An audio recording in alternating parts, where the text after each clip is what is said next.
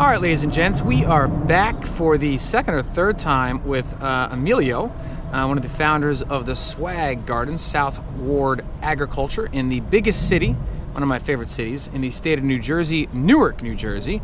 And I think I've said enough. Emilio, I know you have so much to teach us, and I'm just going to let you go. Thanks, Alex. Not really doing a lesson plan today, but we'll just keep it to a discussion. There's a couple things. I'm so glad you can come down to Newark again, and I know you haven't been down to the Swag Project in a while or any of the farms. This is the place where urban agriculture started for me personally. Came from a city planning background, working with nonprofits, doing a lot of education programming for both youth and adults, and then found myself kind of making that career pivot into urban agriculture. Really, actually, because it's one of those things that brings diverse communities together. And for me, that was super important. Growing up in New Jersey, New York area, what do we say about this area? It's diverse but segregated, right? I like that. Diverse but segregated. One of the most diverse places in the country, probably in the world, right? We have places like New York neighborhoods that are so multicultural, right? Immigrant heavy. And then New Jersey, so many little municipalities, many of them diverse within themselves, but also segregation is everywhere. You can see it. You can see it in our schools, right? You can see it in our housing patterns.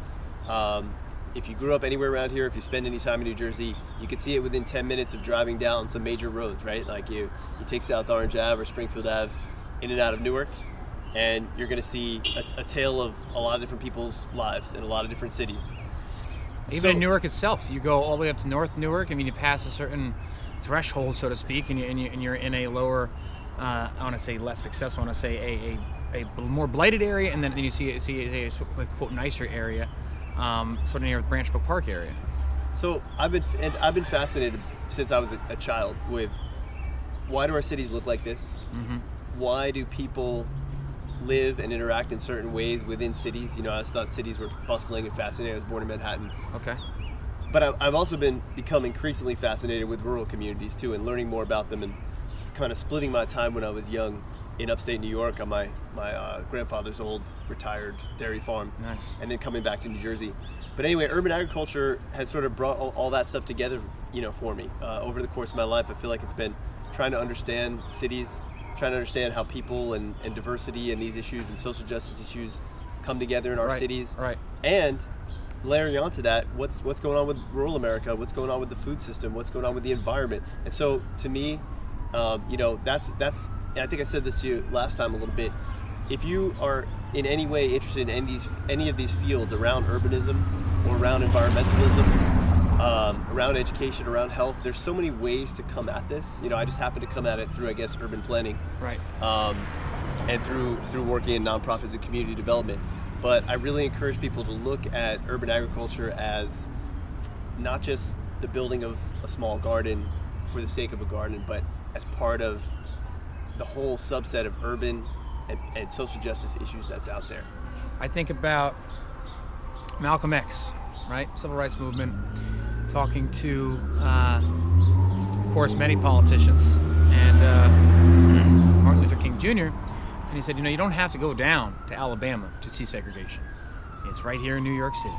Upper East Side, sure. Harlem, sure. Right past, what's that song, right past 125th Street, whatever it is, right? So right. I think that, I think it's hard for other countries, actually, to relate to us as far as how heterogeneous our population is. And granted, there's immigration in Northern Europe and Europe, but I mean, compared to United States, you look at countries like Scandinavia, and it's a pretty homogenous population.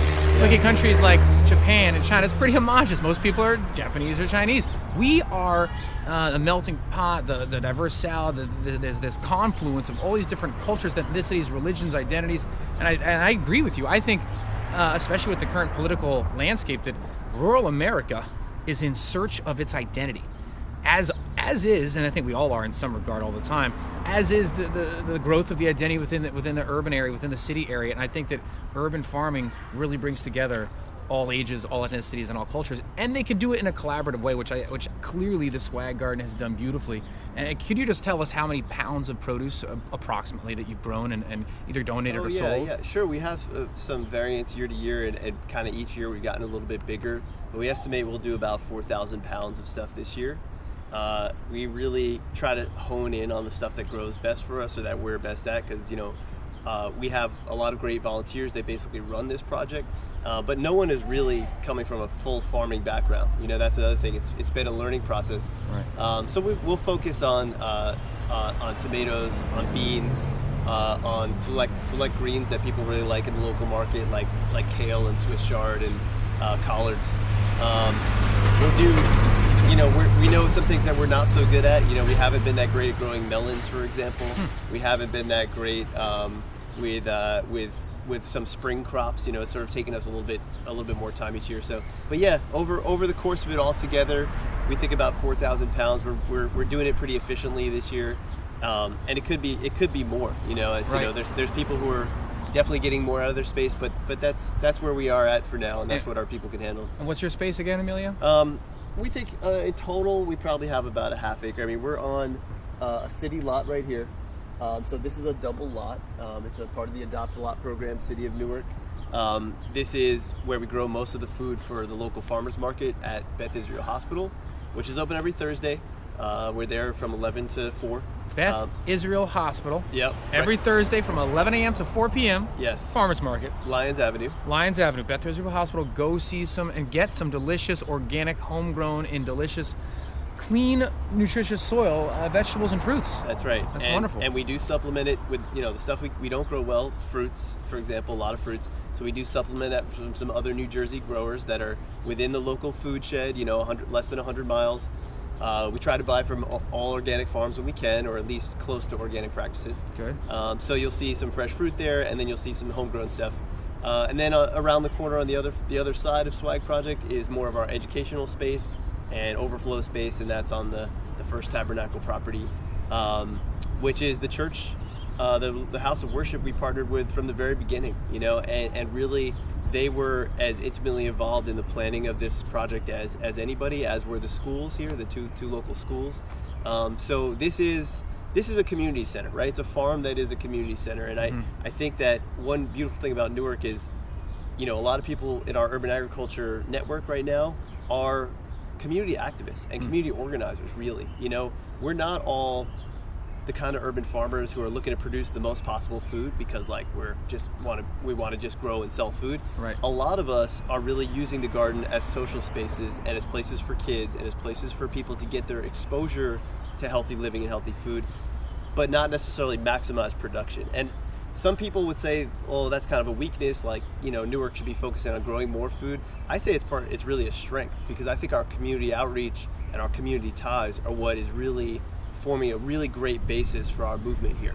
I holistically and completely agree. I think that when I look back on the garden we did with the Greater Newark Charter School, one of the things that was not done for whatever reason as successfully as we wanted to, I think it was mostly legality with the school, letting people, neighbors on the plot that weren't school members, etc., was the fact that we didn't have community members, neighbors that were as dedicated as the councilman and our school was. So yeah. I completely agree with you. And as a matter of fact, one of the grants we won was from Slow Food New Jersey. Yes. And I was like, what the heck is slow food? Slow food, and I love hearing the phrase because we're so fast food. This is slow food, right? Yep. Slow, steady growth equals slow, long-term success. Yes. And you're not trying to change the world in a day because it wasn't born in a day. Right. You're bonding with people and ethnicities, cultures. I mean, you have, what is this over here? Is this the Peshine School? That's the Peshine Avenue School. Peshine Avenue School here. Part of the public system here in Newark. Okay. The Peshine Brick Academy, I guess, is the affiliate. Mm-hmm. And then just across the street on the other side, you can't see behind you, is Team Academy, which is part of the KIP network. Okay, so you charter. So you have two huge, I mean, you're talking massive Newark schools, and you have Team KIP, Knowledge is Power program, which is one of the most highly performing charter schools in the nation. Yes, and they've been wonderful. They've been progressive. They've understood that when there's a community-based farm across the street, that's a huge opportunity for students and staff and families. Even though it's not on their property, even though they don't make every decision about how it's run, right. They actually appreciate that they treat us as like a field trip and like a privilege to come out here, and the kids and teachers absolutely love it. I think that actually being a separate organization that works with the schools and works with the House of Worship, but we all have our boundaries and we have our roles, has been a really positive thing, as opposed to like one school like owning the entire garden. Right. But yes, so community outreach, community engagement. Okay, that's something that all of us as urban agriculture people, we could always be better at. We could always be getting, you always want the people that somebody who walks by the garden every day, who kind of like doesn't care. You always kind of like, it irks you a little bit, because you're like, I want that person to stop in one day and be like, hey, I want to get involved. Right.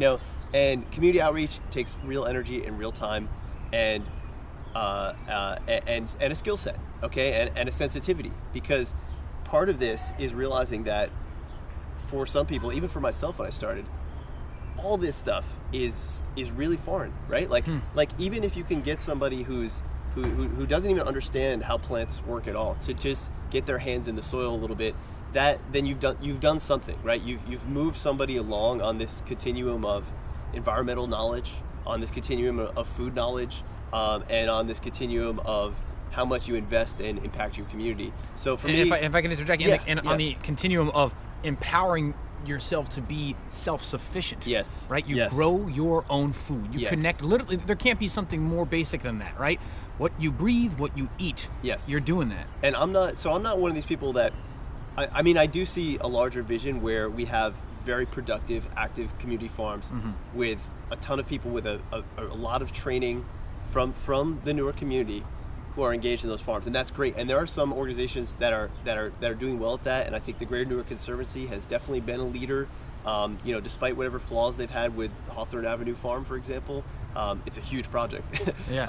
But they've gotten real Newark community members, sort of advanced farming skills, and they're moving that along, and they're really producing a lot from that space. Wonderful. And that's great. But not every little garden has to be like that. Just this incremental stuff is really important. And also, you can't just hit somebody over the head who has like very low interest in what's going on. You can't just like, inundate them with, hey, you got to make this whole huge lifestyle change overnight. Right. None of us can make a lifestyle change overnight, and we can't make a lifestyle change unless we want to come to it and make that change.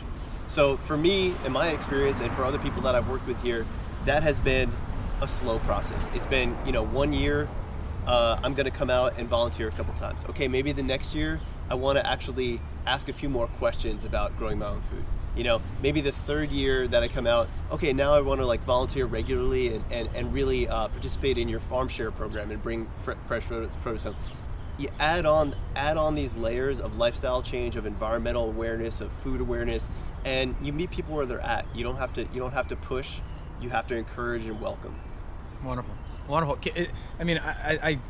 I love it. Now I think it's a great time to let's tour these two properties. Sure. If you're willing, and I think there's a lot of great stuff to see. I know that different things are in different levels of growth right now. Yes. Like us. So let's do it. This is great. Okay, sure. Let's look around. This is great. So tell me when you're ready.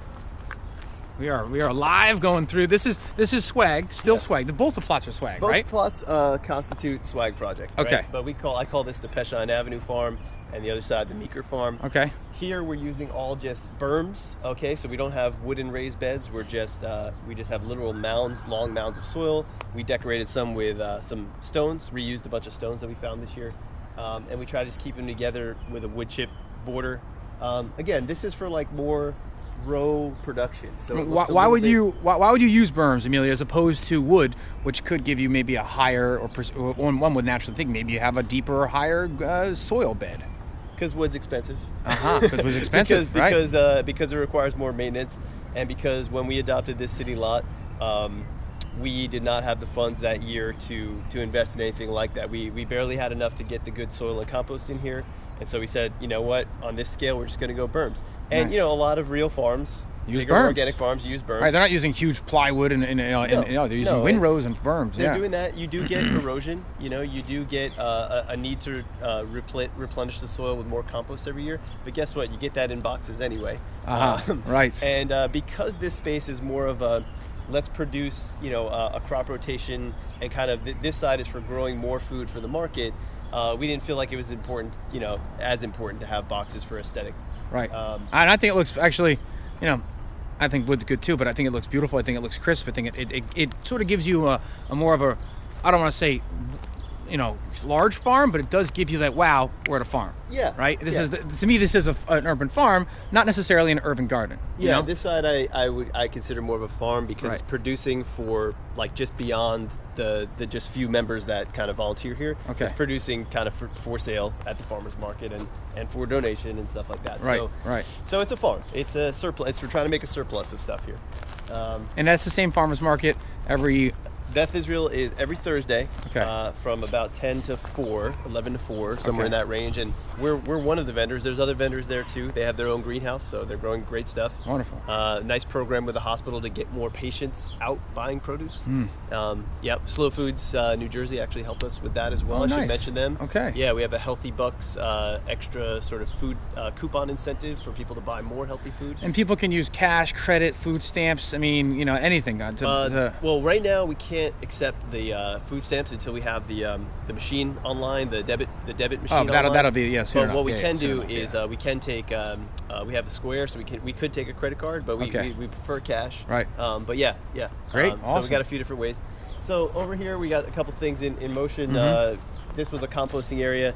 This we had two traditional 3-bin systems, right? Which are, I know they look a little wrecky, but it's just we do Now a lot of recycling. let's and zoom in DIY. here because I think if anything, if I could focus on anything, I honestly would focus on compost because it is where all the nutrients, if done right, come from. Yeah. Well, the thing about compost is we have, a couple things. Yes. Everyone who's in urban farming, including, I've heard Will Allen say this from Milwaukee, that you got to start by farming dirt. You got to grow dirt. You have to grow dirt. And I love that phrase. Huh. And I think that's a great way to look at it, because if you're farming in cities, especially, you really don't want to use the existing soil. Okay, even if you get it tested, it's not necessarily the right consistency or the right medium for growing a lot of healthy plants. So you want to start by getting a lot of compost. All these berms you see are new compost added on top of existing soil on the lot. Smart. So I like that. You need to build dirt. You need to. Emilio from Swag Garden in Newark, building dirt. Eric Mevo from Environmental Volunteer Organization, building dirt. Curtis Stone, the urban farmer in Canada, building dirt. Yeah. You need to build dirt. Yeah, and some people do it. Grow dirt. This is a real low tech way to do it. These are just traditional 3-bin compost systems. We did have them really going with food waste, wood chips, garden scraps. We had them really moving and producing a lot. So much so that I didn't have to bring in very much compost at all. Oh.